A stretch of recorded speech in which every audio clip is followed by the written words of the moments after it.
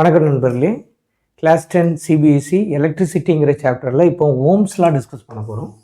அப்போ ஓம்ஸ்லாம் எதை டினோட் பண்ணுது அப்படின்னா, ஒரு ஒயரில் வரக்கூடிய கரண்ட்டை அதனுடைய வோல்டேஜோட ரிலேட் பண்ணுது.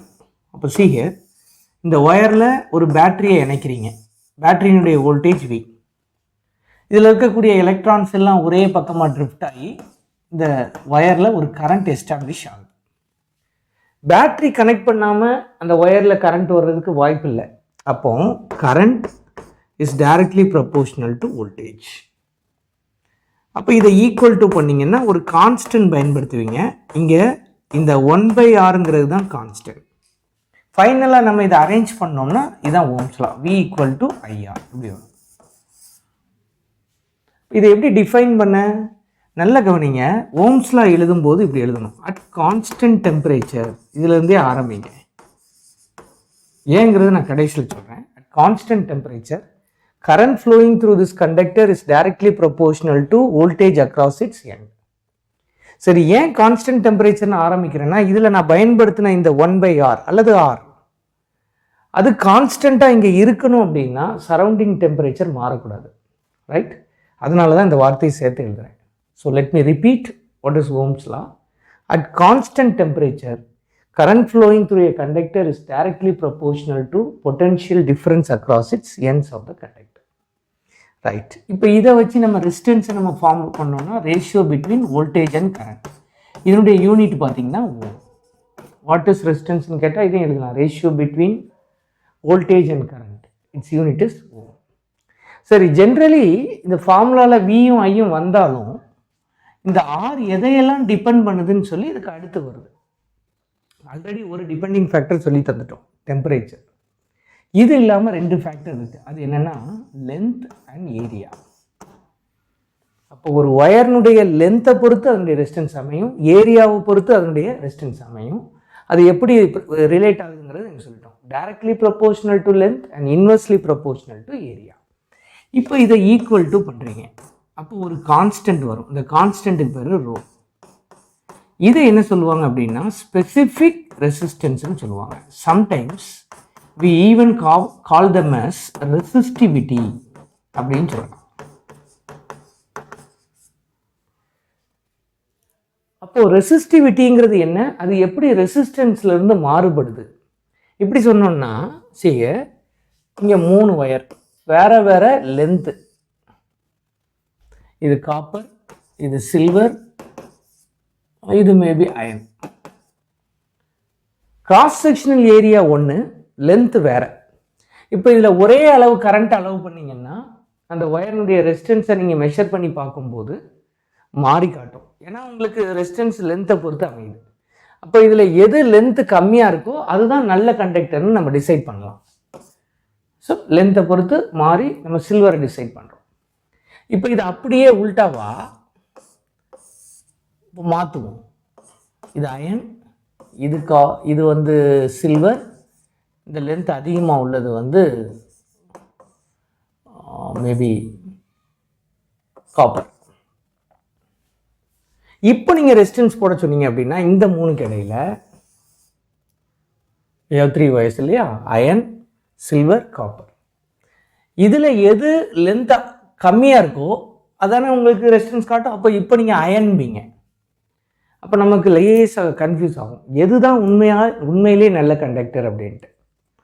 As resistance depends on length and area, what we have to do, we have to standardise length and area for any materials. அந்த ஸ்டாண்டர்டைஸ் எப்படி, length 1 metre, area 1 metre square.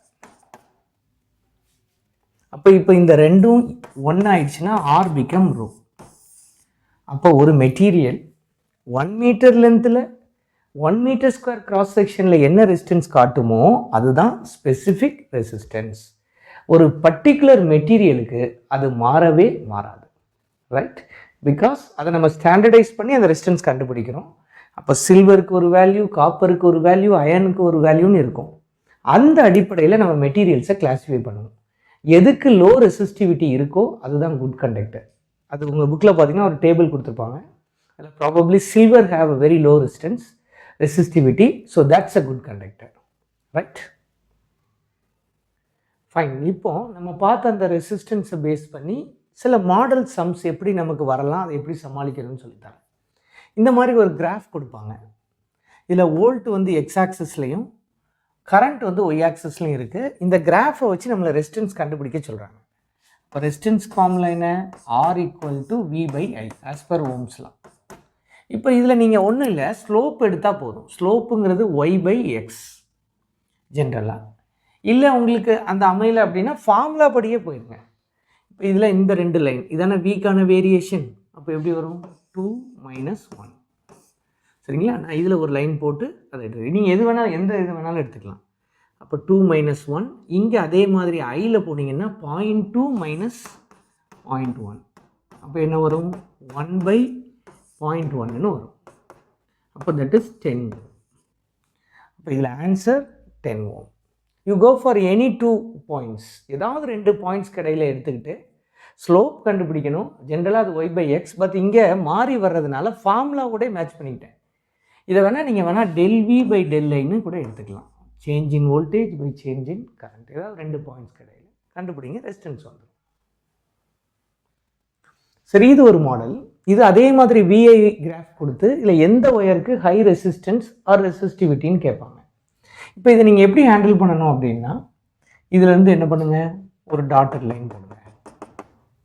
அப்போ இது ஒரு ஃபிக்ஸ்டு ஒய் வேல்யூ. லெட்ஸே அது 2 வோல்ட்னு வச்சுக்கிடுவோம். இதுக்கு current இது 1 ஆம்ப்னா இது 2 amp, 2 வேறு வேறு வேல்யூ. அப்போ ஒரு ஃபிக்ஸ்டு வோல்டேஜுக்கு இந்த 2 பாயிண்ட் அனலைஸ் பண்ணும்போது இந்த 2வது பாயிண்டில் தான் உங்களுக்கு அதிக கரண்ட் வருது. அப்போ இதில் அதிக கரண்ட்டுனா ரெசிஸ்டன்ஸ் கம்மியாக இருக்கும். சரிங்களா? இதில் ரெசிஸ்டன்ஸ் அதிகம். Similar for resistivity. அப்போ முடிவு பண்ணிடலாம் எந்த ஒயருக்கு அதிக ரெசிஸ்டன்ஸ் ஆர் ரெசிஸ்டிவிட்டினா ஒயர் ஏ. பிகாஸ் ஒரு ஃபிக்ஸ்டு வோல்டேஜுக்கு கம்மியான கரண்ட் இங்கே வருது. அந்த YX வேல்யூ வச்சு முடிவு பண்ணணும். ரைட்? ஸோ 3வது முக்கியமான ஒரு மாடல், 3 ஒயர் கொடுத்துருப்பாங்க. வேறு வேறு லென்த், வேறு வேறு கிராஸ் செக்ஷனல் ஏரியா. இதில் எந்த ஒயருக்கு நீங்கள் வந்து மேக்ஸிமம் ரெசிஸ்டன்ஸ்னு கேட்பாங்க. அப்போ ஜென்ரல் ஃபார்முலா என்ன? ஆருக்கு R = ρL/A. இப்போ இதில் ஃபஸ்ட்டு ஒயரை பாருங்கள், அதனுடைய லென்த்தும் L, ஏரியா A. அப்போ இது முதல் ஒயருக்கு. So we can consider this one as resistance for A. Similarly for B பாருங்களேன், அதே ஒயருங்கிறதுனால சேம் ரோ, சேம் மெட்டீரியல். லென்த்தை பொறுத்தவரையில் 3L, ஏரியாவை பொறுத்தவரையில் A/3. அப்போ இந்த 3 மேலே போயிடும், அதோடு சேரும்போது 9 ஆயிரும். அப்போ 9 ρL/A. இது 9 டைம்ஸ் RAன்னு சொல்லலாம். இது செகண்ட் ஒயருக்கு. Similarly resistance for C wire கண்டுபிடிங்க. அதே மெட்டீரியல். ஸோ ரோ, லென்த்தை பொறுத்தவரையில் L/3, ஏரியாவை பொறுத்தவரையில் 3A. அப்போ என்ன வந்துடணும்? R/9ன்னு வந்துடணும். கரெக்டுங்களா? அப்போ இந்த 3ஐயும் கம்பேர் பண்ணி பார்க்கும்போது செகண்ட் ஒயருக்கு தான் அதிக ரெசிஸ்டன்ஸ். இப்படி நீங்கள் கன்க்ளூட் பண்ணணும் செஞ்சு பார்த்து. இவ்வளோதான்.